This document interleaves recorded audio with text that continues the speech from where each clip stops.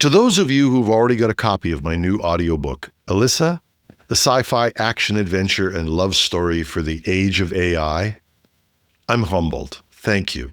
The results have been great. To those of you who haven't yet got a copy, it's on Audible, Amazon, and a lot of other talking book marketplaces. Just look for Elisa, E-L-I-S-A, and Jim Love, or Google Elisa and Jim Love, and a whole list will come up. Microsoft eyes the creation of an AI marketplace to pay publishers for content they've used.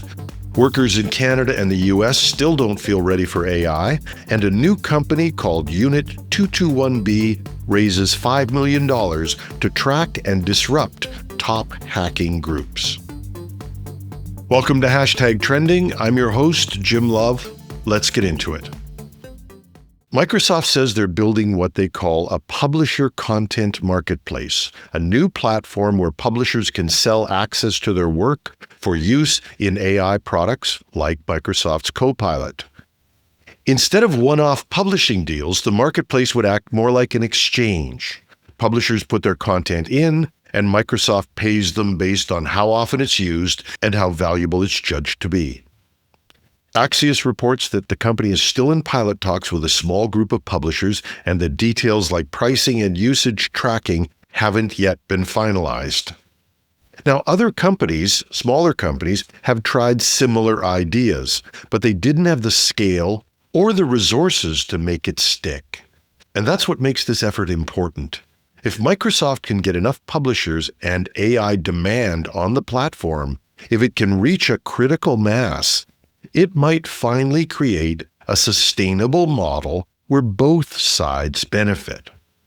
Now, that's a big if. Pulling this off would be a defining moment in how AI and publishing finally coexist. Failing to do so would leave publishers back where they started, fighting for fair compensation, one lawsuit at a time, and tech companies up in the air as to what their liabilities might be. So considering these alternatives, it is probably in the best interest of all parties to make this succeed, if at all possible. A new global survey of more than 14,000 adults in 13 countries shows that while workers want to use AI, most don't think their workplaces or their governments are giving them the tools to do it. The study was run by Morning Consult and Salesforce. The study's done a great breakdown by countries and gives us some good comparison data. For instance, in the United States, only 39% of workers said their workplace is prepared for AI.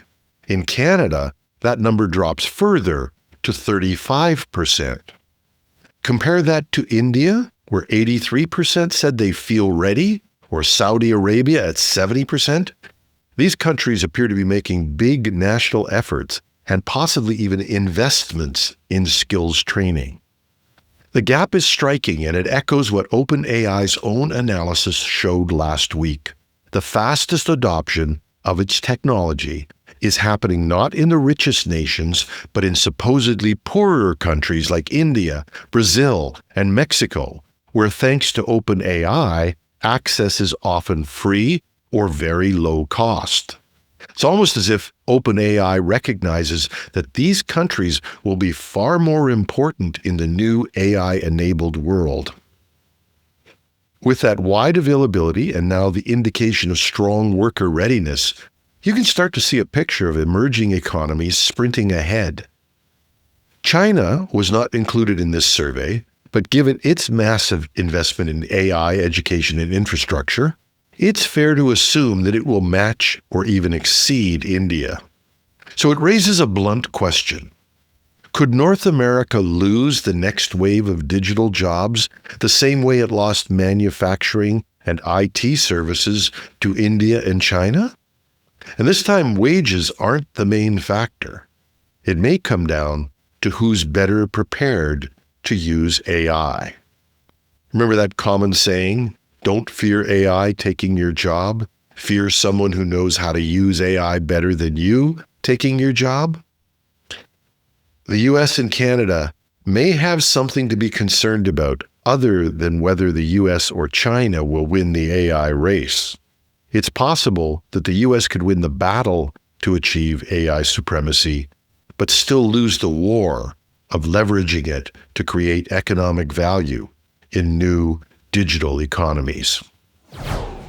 There must be thousands of companies trying to offer cybersecurity services, but a relatively new company has shown how a focus on key problem areas can and does pay off.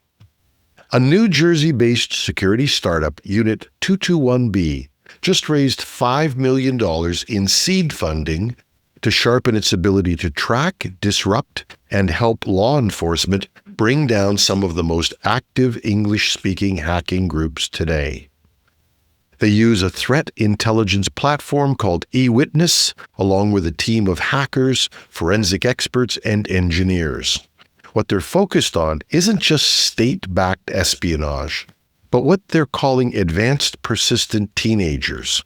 This is a new group of young disruptors behind ransomware, cloud breaches, and even criminal networks that spill into the real world. If you followed our recent weekend show on ransomware on Cybersecurity Today, there's a picture of this world, and it's scary.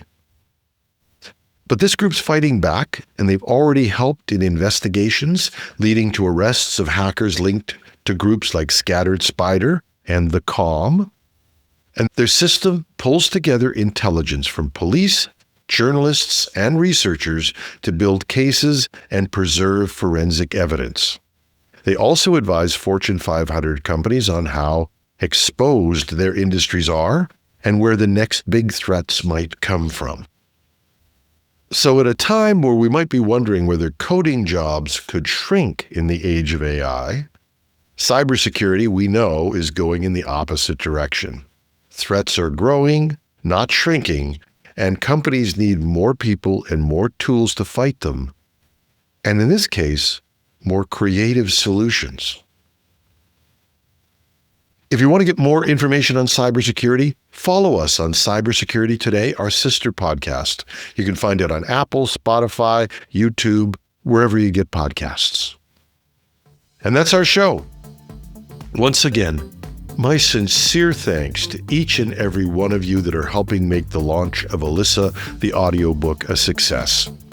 And if you like it, please post a review. They all help. And if you haven't checked it out yet, I'd love to have your support. And if you like the show, you might like the narrator. It's me.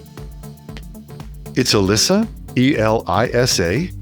Get it on Audible or Amazon or Kobo. Just Google it with Jim Love and Elisa. You'll find dozens of other places to purchase it. To those of you who've already made my day, thank you. To those of you who are about to, thank you. And to everyone, whether you listen to the book or not, have a wonderful Wednesday.